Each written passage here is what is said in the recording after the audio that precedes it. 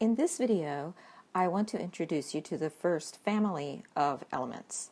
The periodic table is so called because each column represents a group of elements that have very similar chemistry, and they are called families of elements. The family that we are going to talk about in this video are the least reactive of all the elements.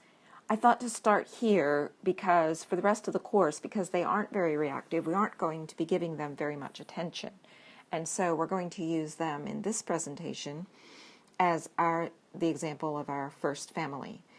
This family is called the noble gases, or the inert gases. Okay, the family all the way to the right on the table are called the inert gases. I'm going to use that word rather than the noble gases because it's more descriptive. Inert means you're not doing anything. You're not reacting with anything, and that's what they are. We already know what number 2 is because we've met that in an earlier video. Number 2 is called helium. Helium, as you know, is used to blow up party balloons that will float to the ceiling. The next inert gas, which is number 10, is neon, which is another very familiar one. Neon is the gas for lighting up signs all over Tokyo and other major cities every night. Number 18 is the gas argon that we also met because of its abbreviation.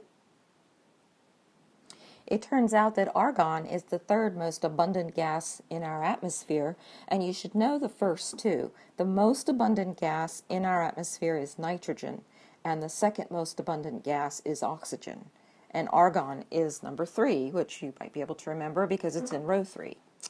Okay, the next gas under argon is going to be krypton, which has come to its own kind of fame.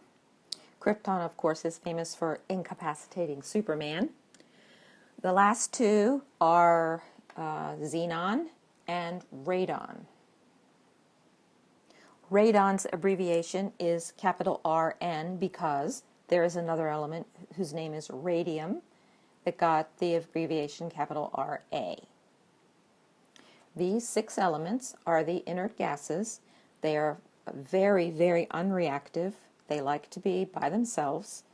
5 of them, from neon through radon, are in the P block. And if you remember, helium is actually belongs in the S block with on hydrogen side of the table when we talk in that way.